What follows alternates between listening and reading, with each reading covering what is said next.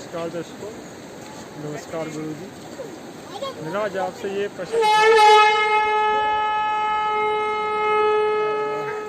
कि आप modern way की तरह कपड़े पहनते हैं, मतलब आपका ड्रेसअप जो है वो मॉडर्न है, लेकिन जो आपकी बातें हैं, जो आपका ज्ञान है वो एक अलग रास्ते पे, मतलब एक अलग, जैसे होती है ना, एक रोड होती है और एक पगडंडी होती है। पगडंडी हमारा हो गया मॉडर्न और रोड हमारी होगी, रास्ता होता है हमारा जैसे योग का हो गया। आपका रास्ता योग और धर्मों की बात करके, लेकिन आप रहते हो मॉडर्न तरीके। तो आपका क्या बात है ये, मैं बस आपको ये पूछना था कि आपको ये इसके पीछे क्या बात है, इसके पीछे क्या राज है, मेरे को ये जानना था गुरुजी आपसे।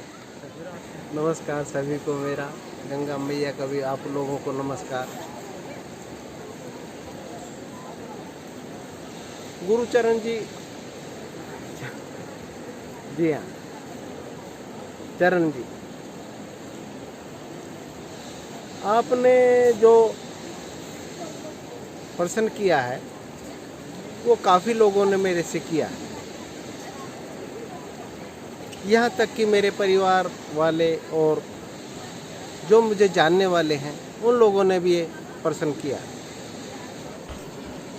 कि आप अपनी वेशभूषा क्यों नहीं बदल लेते। यहाँ तक कि जिनके अपने आश्रम हैं, जैसे कनखल में मेरे गुरु भाई का आश्रम है, उन्होंने भी ये कहा था कि आप वस्त्र धारण कर लो।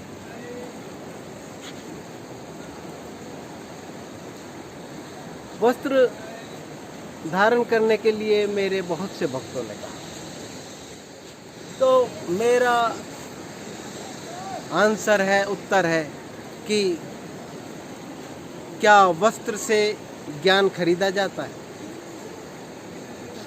क्या पैसों से ज्ञान खरीदा जाता है? अगर वस्त्रों से ही ज्ञान खरीदा जाता तो कोई भी ले सकता था। किसके पास पैसा नहीं है आज के समय में? ज्ञान प्राप्ति के लिए वस्त्रों की, वेशभूषा की जरूरत नहीं। मैं अपने साधु समाज को भी जानता हूँ और कुंभ के मेले में भी गया था। वहाँ पे साधु समाजों से मैं मिला भी था। जब मैं 20 साल का था, जब मेरे गुरु भाई जो हैं, जिनको मैं गुरु भाई बोलता हूँ, उन्होंने संन्यास धारण भी किया। और जब हम मिलते हैं अब, तो कहते भी हैं कि यार तेरी उपलब्धि सही है। पता नहीं वो उपलब्धि उनकी दृष्टिकोण से सही है, कैसी है। कहा उन्होंने भी था कि अब तो वानप्रस्थ आश्रम धारण कर लो। तो मेरा मानना ये है कि वानप्रस्थ आश्रम में अगर धारण करता हूँ तो वस्त्रों की ज़्यादा रिक्वायरमेंट है, ज़्यादा ज़रूरत है, या मेरी साधना की ज़रूरत है। वानप्रस्थ तो धारण हो ही गया था, धारण हो ही गया था जब धर्मपत्नी नहीं रही थी और मैं दिल्ली से यहाँ पर आया था। मेरा कोई संकल्प भी नहीं था कि मैं वानप्रस्थ आश्रम धारण करूं, इसकी कोई रिक्वायरमेंट भी नहीं है। रहा ज्ञान उत्पत्ति हुई, मुझे भी नहीं मालूम कि ये ज्ञान अंदर से गंगा जी की तरीके से बहना शुरू हो गया है। मुझे मालूम ही नहीं हुआ कब में से ये शुरू हुआ, कैसे शुरू हुआ, इसकी क्या रिक्वायरमेंट है, आगे की परिस्थिति कैसी हो। इसके कारण मैं ये वस्त्र बदल दूं, ये तो कहीं लॉजिक नहीं है। क्योंकि जो अंदर है वो ना तो बूढ़ा होता है, ना उसकी वस्त्र की जरूरत होती है। संन्यास अंदर की घटना है, वस्त्र बाहर की घटना है। अगर मैं वस्त्र बदल दूं और ज्ञान ना हो, जो कि आजकल हो रहा है,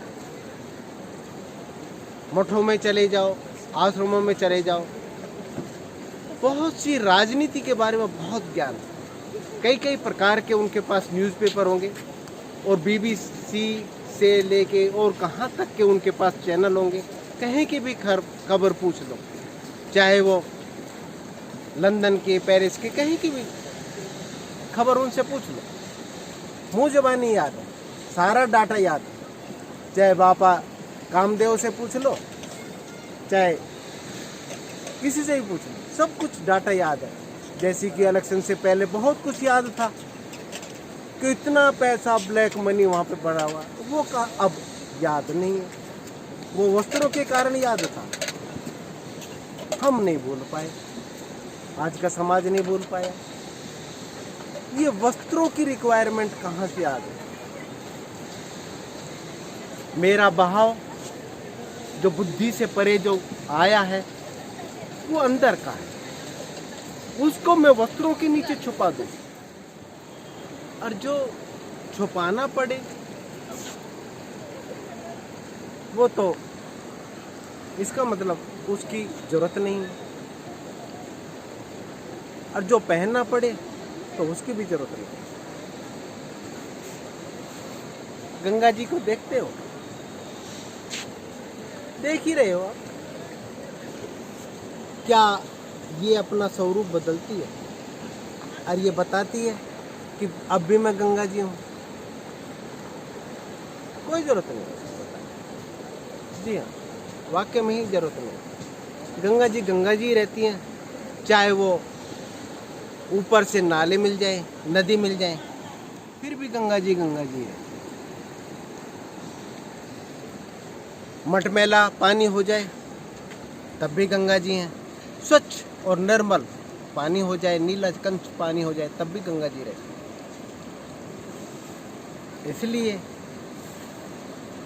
वस्त्रों की बनावट से ज्ञान नहीं बदला जाता। अष्टावक्र ने कहा था राजा जनक की सभा में, यहाँ पर मैं एक ज्ञानी से मिलने आया हूँ, परंतु ज्ञान की पहचान नहीं हो पाई। अगर ज्ञान की पहचान होती तो मेरे ऊपर हंसी नहीं करते। मैं 8 जगह से टेढ़ा हूँ। जो मैंने वस्त्र पहन रखे हैं, ये शरीर रूपी वस्त्र पहन रखे हैं, ये 8 जगह से टेढ़ा है, विकृत है। और विकृत शरीर, त्वचा, चमड़ी को देखने वाला व्यक्ति चमार ही हो सकता है जो चमड़े की पहचान कर रहा है। ज्ञान की पहचान क्या चमड़े से होती है? ऐसा सही नहीं है। ज्ञान की पहचान चमड़े से नहीं होती। ज्ञान की पहचान तो अंतर की आवाज है, अंतर्मुखी की आवाज। और अंतर्मुखी की आवाज ये है कि ज्ञान की एक अपनी पहचान है, उसको कपड़ों की या शरीर की, विकृत शरीर की कोई जरूरत नहीं पड़ती। चाहे शरीर कितना ही विकृत हो, पहचान है वो किसी वस्त्रों की रिक्वायरमेंट नहीं है, वस्त्रों की जरूरत नहीं है। जी हाँ, या शरीर की बनावट से कोई ज्ञान का लेना देना नहीं। 8 साल की अवस्था में आदि शंकराचार्य ने सारे वेदों को पढ़ दिया था, उपनिषदों को पढ़ दिया था, और टीका करने के लिए ग्रस्त छोड़कर संन्यास में उतर गए थे। क्या शरीर की जरूरत पड़ती है? विकृत शरीर, आंखें ना हो, फिर भी ज्ञान है। मुझे नहीं लगता कि वस्त्रों की जरूरत है। मैंने देखा है बहुत भारी भारी जटाएं हैं, गुफा में लेके बैठे हैं, उन लोगों से मिला हूं। मिला हूं। वो ब्याज पे पैसे देते हैं, और समाज जितना उनके अंदर बसता है, वो तो समाज में जो रहते हैं उन लोगों को भी अंदर नहीं बसता। हाँ, नहीं पड़ता। ये सच्चाई है।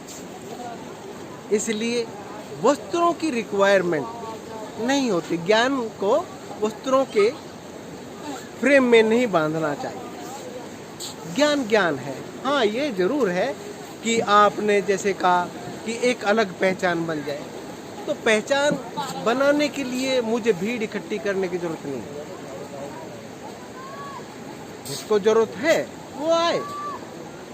आपने देखा होगा मार्केट में बहुत सी दुकानें होती हैं, भीड़ लगी रहती है। गोलगप्पे की दुकान पे चले जाओ, बहुत ज्यादा भीड़ होती है।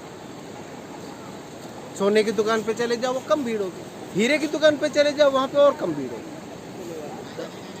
जहां जितनी जितनी महंगी चीज बिकती है वहां पे भीड़ कम होगी। दारू के ठेके पे चले जाओ, कितनी भीड़ होगी, और वहां पे 5 रुपए छूट भी गए तो कोई बात नहीं, छोड़ छोड़ छोड़। परंतु दूध वाले से अगर 1 रुपए छूट गया, कल एडजस्ट कर लेना, अगर नहीं किया तो देख लो। मोल भाव करते हैं सब्जियों में। उसका कारण है कि जो महत्वपूर्ण चीज होती है आज समाज ने उसके सामने अपने जमीर को लाके खड़ा कर दिया। कौन क्या कहेगा, हम आपको से ज्ञान लेने आ रहे, तो जिसकी जरूरत होगी वो आएगा भाई, मुझे जरूरत नहीं। जिसको जरूरत है वो आए, जिसको जरूरत है ना। मेरे से जो बन सकता है मैं जरूर करूँगा। जो मेरा इस शरीर में रहते हुए धर्म बनता है जरूर पालन करूँगा। रहा वस्त्रों का, वस्त्रों से मैं फ्रेम में बंद के रह जाऊंगा। अगर मैं वस्त्र धारण कर लेता हूँ तो फिर एक फ्रेम में मुझे सीमित हो जाए। कोई भी महात्मा है, कोई भी बाबा जी है, अगर उसका नाम दे देते हैं जैसे शिव, तो शिव एक स्टैचू में बंद के नहीं रहते।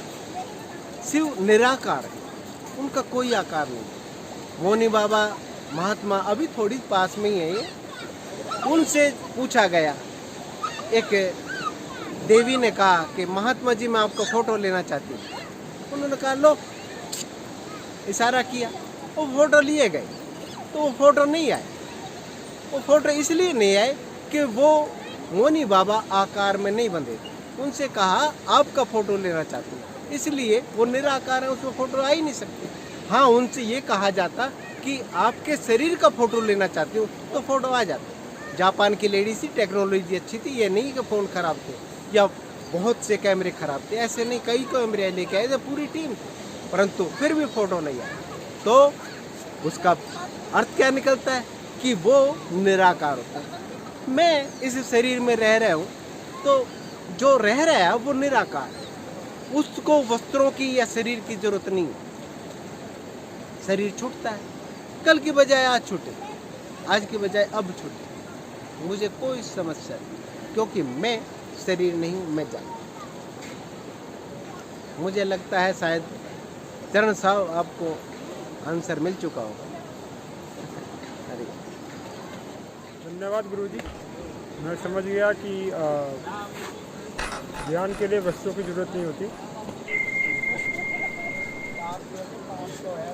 वस्त्र पहनकर ज्ञान देना या फिर बिना ज्ञान के वस्त्र पहनना, वो सिर्फ एक ढोंग है। वो मुझे आपने 4-5 दिन पहले ही बता दिया था, मुझे अनुभव करवा दिया था कि वस्त्र पहन के चलना और बिना ज्ञान के, तो वो एक ढोंग है जो आजकल हर मंदिर, मस्जिद, गुरुद्वारे में हर जगह है। ज्ञान का होना ज़्यादा ज़रूरी है, बजाय कि वस्त्र पहन के यहाँ से यहाँ घूमना। और अपना स्वभाव, अपने स्वरूप को पहचानना, जिस इंसान ने पहचान लिया उसे वस्त्रों की ज़रूरत नहीं है, उसे और लोगों की, शास्त्रों की, पंडितों की, इन सब की ज़रूरत नहीं है। वो खुद ही एक, क्या कह सकते हैं, तो खुद ही एक वो धर्म सागर कह दो, विचार सागर कह दो, पॉजिटिव एनर्जी कह दो। सबका अपना अपना नज़रिया होता है, अपने अपने वर्ड्स होते हैं, अपने अपने गोल होते हैं। तो मैं आपकी इस बात को समझा कि आप वस्त्र क्यों नहीं पहनते, क्योंकि आप भीड़ की भीड़ में नहीं चलना चाहते। ये कहते हैं ना, शेर की अलग पहचान होती है, भेड़ों की भीड़ में नहीं चलता। वैसे ही कुछ है कि अपने गुरुजी का, जो मेरे गुरुजी हैं, उनका कुछ, उनकी चाल अलग है। वो जो भीड़ चलते हैं ना, वो अभी बोलना नहीं चाहूँगा, आप लोग समझोगे भीड़, जैसे 10 स्टॉल में एक बंदे चल रहे हैं, 20 स्टॉल में चल रहे हैं, खाना खिलाओ, तुम्हारे ग्रह आ गए, ये आ गया, वो आ गया, ये करवा दो, वो करवा दो, तो वो समझा मैं ज्ञान नहीं है, लेकिन कपड़े धन के रखे तो सब लोग मानते हैं हाँ जी वो ऋषि मुनि उन्होंने हमें बोल दिया तो हम ये करवाएंगे। तो मैं समझा गुरु जी आपकी बात, और मैं आशा करता हूँ कि मेरे दर्शक भी ये बात समझे होंगे कि हीरे की पहचान और सोना ले लो यार, सोने की पहचान और हीरे की पहचान में आप क्या, अभी आप उन ढोंगियों को सोना ही बोल दो, उनको भी बुरा नहीं लगेगा। तो समझो आप, अगर आपको मेरी बात अच्छी लगी हो भाई, लाइक करना, सब्सक्राइब करना, शेयर तो मर्जी आप लोगों की। चलो धन्यवाद, धन्यवाद गुरु जी।